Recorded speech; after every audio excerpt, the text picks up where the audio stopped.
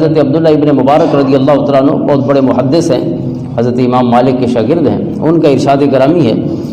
اول العلم النیہ، فرماتے ہیں کہ علم میں سب سے پہلی چیز جو ہے وہ نیت کا خالص ہونا ہے، کہ انسان جو ہے وہ اخلاص کے ساتھ یہ دل میں ارادہ رکھے کہ میں خیر حاصل کرنے جا رہا ہوں، وقت پاس کرنا اس کا ارادہ نہ ہو، یا نوکری مل جائے گی علم کی وجہ سے، اس وجہ سے علم پڑھ رہا ہو تو نوکری تو مل جائے گی لیکن پھر خیر نہیں ملے گا اور روشنی نہیں ملے گی۔ تو اس لیے پہلی چیز یہ ہو کہ اللہ کی رضا اور اپنے عمل اور اپنے جو زندگی ہے اس کی اصلاح مقصود ہو۔ پھر والاستماع، دوسری چیز فرماتے ہیں کہ جب بھی اپنے استاذ کے سامنے بیٹھے تو ہمیشہ توجہ سے سنا کرے، چونکہ جس نے سنتے ہوئے توجہ نہیں کی تو کبھی بھی وہ خیر اس کے علم کا حصہ نہیں بنتی، آئی باتیں اور چلی گئی۔ اس لیے جو اسٹوڈنٹس کلاس اٹینڈ کرتے رہتے ہیں اور پھر توجہ سے بیٹھتے ہیں، اگر اس کے بعد وہ کتاب نہ بھی دیکھیں تو کم سے کم وہ فیل نہیں ہو سکتے، وہ جو کچھ استاد نے پڑھایا ہوتا ہے اس کا ایک خاکہ جو ہے وہ رہ جاتا ہے، لیکن جس کو اللہ نے پھر محنت کا جذبہ بھی دیا ہو تو پھر ظاہر ہے وہ خاکہ جو ہے وہ اس کے لیے ایک پتھر پہ لکیر بن جاتا ہے، اس کے حافظے کا اور اس کی یاد کا، اور ساتھ ساتھ اس کے عمل کا حصہ بن جاتا ہے۔ پھر فرماتے ہیں ثم الفہم، پھر سمجھنا، ثم الحفظ، پھر اس کو یاد رکھنا، ثم العمل، اور پھر اس پر عمل کرنا۔ حضرت امام زرنوجی جن کی میں نے کچھ گزشتہ جمعہ مبارک پہ مختصر سا تعارف کرایا تھا، صاحب ہدایہ کے شاگرد ہیں، تو ادب کے حوالے سے آپ فرماتے ہیں علم میں جو ادب کا مقام ہے، اب کس چیز کا ادب ہے اور کیسا ادب ہے، تو تعلیم المتعلم فی طریق التعلم جو آپ کی کتاب ہے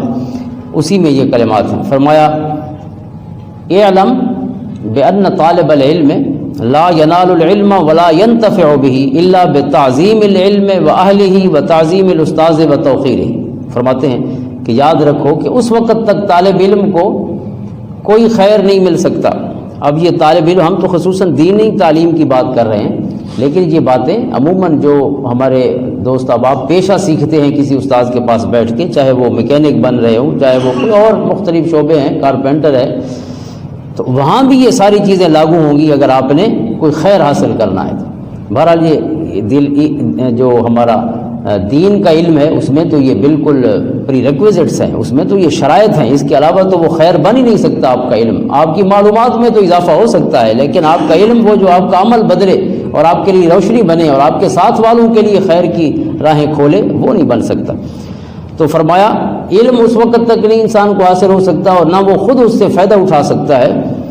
جب تک وہ خود علم کی تعظیم نہ کرے، یعنی اس کو خود اتنی اہم چیز سمجھے جو خیر اسے مل رہا ہے کہ اس کا ادب کرے، وَأَهْلِهِ، اور جو علم سے جڑے ہوئے لوگ ہیں ان کا ادب کرے، وَتَعْظِيمِ الْأُسْتَاذِ وَتَوْقِيرِهِ، اور جس سے علم مل رہا ہے اس استاذ کا ادب کرے، اس کی توقیر کرے۔ ما وصل من وصل الا بالحرمہ وما سقط من سقط الا بترک الحرمہ، آپ فرماتے ہیں کہ جس کو جو بھی ملا ہمیشہ ادب کی وجہ سے ملا، اور جو بھی محروم ہوا ہمیشہ بے ادبی کی وجہ سے محروم ہوا، جب اس نے ادب چھوڑ دیا تو وہ محروم ہو گئے۔ اللہ یمشی امامہ، کہ آپ کے استاذ کے آگے چلنے سے پرہیز کرے، جو بھی استاذ ہو اور جس سے آپ نے قرآن و حدیث پڑھنا ہے اس کا ادب تو وہی ہونا چاہیے نا، کہ جن کا وہ وارث ہے، وارثان منبر و محراب خود بھی تو کسی کے وارث ہیں، علماء ورثۃ الانبیاء، تو اس لیے آپ ادب اس استاذ کا نہیں کر رہے، اس میں ہزار خامیاں ہوں گی، آپ کا ادب تو اصل ان کا ادب ہے، تو اس لیے فرماتے ہیں ان کے آگے نہ چلے، اور ولا یبتدی الکلام عنده الا باذنہ، اس کی اجازت کے بغیر کلام شروع نہ کرے اس کے سامنے، خاموش رہے، جب وہ کہے یا اجازت مانگے پہلے کہ میں بات کر سکتا ہوں اس کے بعد بات شروع کرے۔ لا یدق الباب، کہ شاگرد کبھی اپنے استاد کا دروازہ جو ہے اسے نہ کھٹکھٹائے، بالکل دروازہ ناک نہ کرے، چپ کر کے بل یصبر، بیٹھا رہے حتی یخرج، استاد خود جب نکلے تو پھر اپنی روشنی بجھائے، چونکہ ہو سکتا ہے دیر سے ملنے سے علم تو کم آئے لیکن جتنا آئے گا وہ زیادہ اس کے لیے روشنی کا سبب ہوگا اور عمل اور نفع کا سبب ہوگا۔ حضرت عبداللہ ابن عباس رضی اللہ تعالیٰ عنہ جب بھی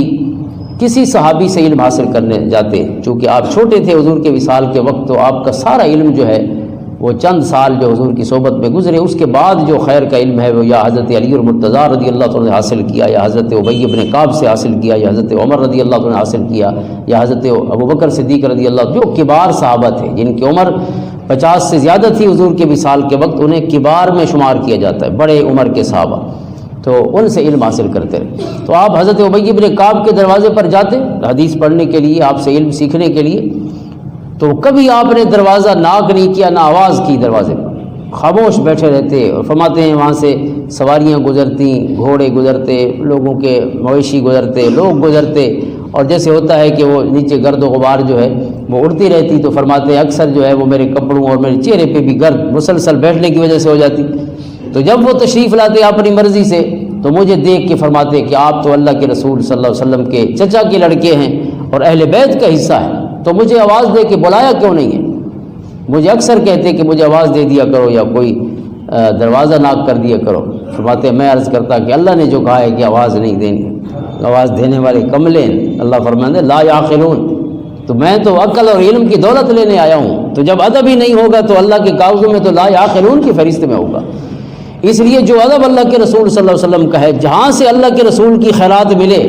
اس استاذ کا بھی وہی ادب ہے، استاد کے گھر کا بھی وہی ادب ہے، استاذ کے اس مدرسے کا بھی وہی ادب ہے جو اللہ کے رسول صلی اللہ علیہ وسلم کا ادب ہے۔ اس لیے اگر ادب زندگی میں نہیں تو پھر ظاہر ہے ہم معلومات تو چند لے کے گھر جائیں گے، لیکن وہ علم جو انما یخشی اللہ من عبادہ العلماء، جس کو قرآن علم کہتا ہے، وہ عمل والا علم ہے، وہ نفع والا علم ہے، ہم اس دولت سے